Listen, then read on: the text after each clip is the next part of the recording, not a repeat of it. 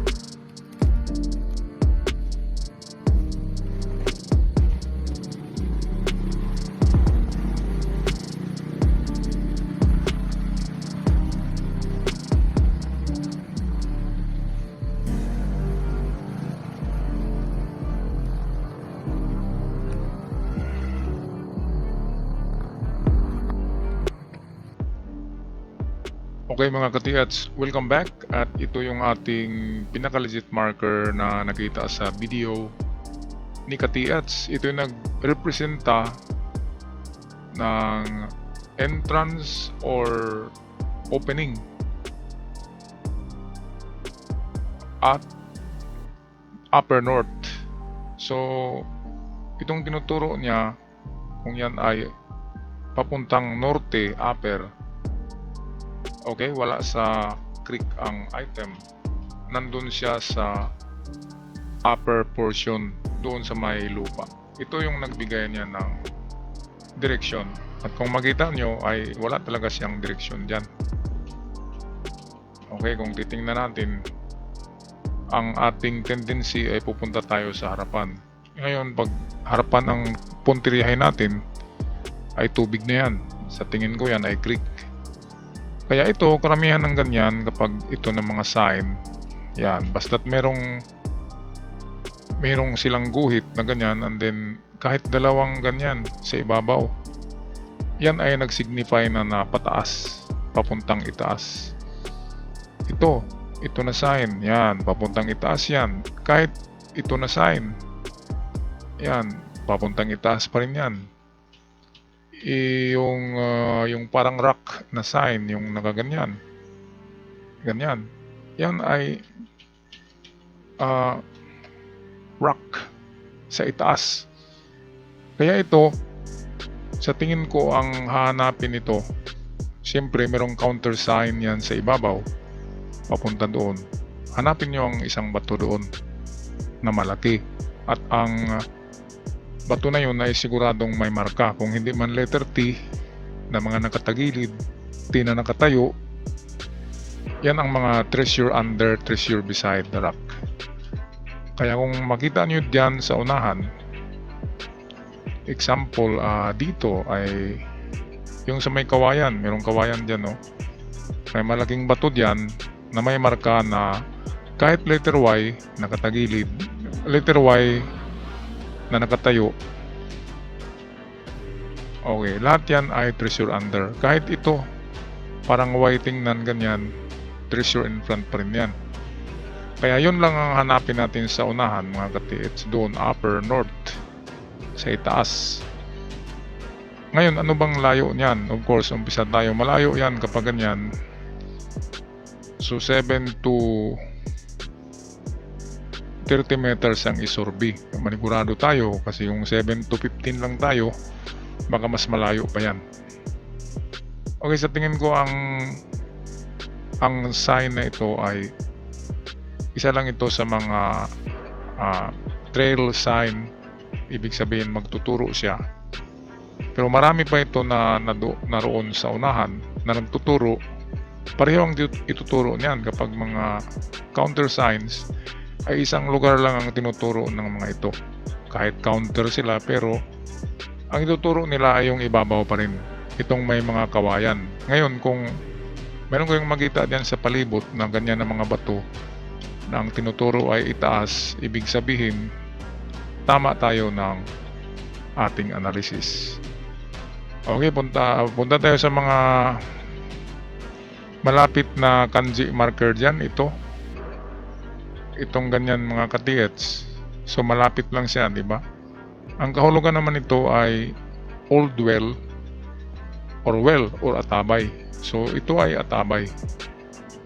Kaya kung atabay man yan na modified, i-search niyo yung history ng lugar kung nasaan yung atabay ng Japanese time.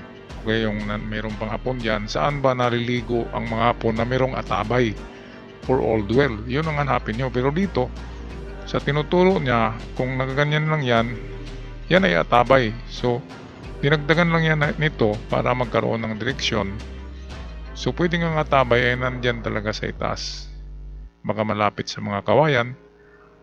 At kapag mag-research kayo dyan, tanong nyo sa mga matatanda, at kapag sabihin nila na oo nga, mayroong atabay dyan, 100% na naroon mismo sa atabay. Karamihan ng mga giveaway treasure, sucker deposit, tinatapon lang yan sa atabay at nilagyan nila ng binuhusan ng mga buhangin at bato para maitago yung item. Okay, ganyan lang kasimple sa mga atabay. Ay hindi na pinahirapan pa nila. Itapon lang yan ng gold bars or gold box, and then lagyan nila ng backfill ng mga lupa at bato. Okay, ganyan lang. So, madali lang. Kapag natagpuan nyo ang atabay ay nandun na sa atabay ang deposit, narito na. Kaya napakagandahan ng marker na ito. Wala pa akong nakitang nature na nakapaggawa ng ganitong pattern. Ito'y talagang man-made yan. Kilatisin natin to. Tingnan nyo, bakit ko nasabi na talagang man-made ito. Itong linya sa itaas, ay symmetrical sa linya sa baba. Tingnan nyo. Symmetrical ibig sabihin ay magkapareho. Ito nagaganyan. Ito rin pababa. Nagaganyan din siya pati ito. Andin sintrong-sintro itong guhit. Talagang man-made yan. Okay, at siguro ang iba nating mga decoder, pag mag-decode nito, ay sabihin nila na treasure box in front or in the center kasi nakasintro siya. Pwedeng ganyan din. So kung ganyan ang iniisip nyo, pwede rin. Yan ang pangalawa or pangatlong pagtestig nyo. In front or under the rock. Pero dahil narito ito na sign na kapag nandyan yan sa lahat ng itong mga kanji character, kapag guhit, ang dinilagyan ng guhit sa ibabaw ay direksyon talaga yan ng paitaas. Okay, so atin muna tingnan yung iba pang malapit dyan pero sa creek na mga bato. Malapit ito doon sa marker na yon, siguro nasa 20 meters. Itsura nga siyang T, pero hindi tayo makapagsabi kung man-made yan kasi dagat yan ay may tubig. Meron pang dalawang mata nakatingin ng mata sa T. Ang T naman, ang direksyon niya ay ang bato. Kaya magkasalungat sila, nagtitinginan bali. So tinuturo ng T ay ito na bato or ang likod ng bato na yan. Kaya tingnan nyo kung anong meron sa bato na yan. Kapag merong marka sa likod sa kanyang puwitan na maganda na marker, itanggalin nyo itong bato na to. Baliktarin nyo at hukayin nyo ang kanyang baba. Pagka merong mga sucker deposit or mga quick deposit na tinatawag. Okay, ito naman, ito ang hindi natin to masasabi na countersign pa ito kasi napakaliit. Pwedeng bubuhatin natin to, siguro 5 kilo lang yan, kaya hindi pwedeng maging counter marker ang mga bato na nabubuhat or natitinag kasi yan ay creek. Siyempre pagdating ng bagyo, gugulong-gulong ang mga bato na yan, kaya hindi pwedeng marker ito. At hindi rin ang mga hapon gumagawa ng mga marker na nabubuhat. Kailangan stable talaga, hindi nagagalaw ng tao. Okay, so napakaganda mga ka-TH ng marker na ito. Basta't isorbe nyo lang ang unahan diyan, 7 to 30 meters. Gamitan nyo ng dowsing, pendulum, ng inyong mga locators, ng mga jump wand, ng mga aura meter, mga tinatawag na manual gadgets. At kapag merong mag-detect diyan sa itaas ng bato na yan, okay, sa direksyon ng norte, kung norte man yang paitaas, ay 90% na meron kayong makukuha dahil legit itong marker nyo. Okay, so ako'y magpaalam na. God bless you all at ingat kayong lahat.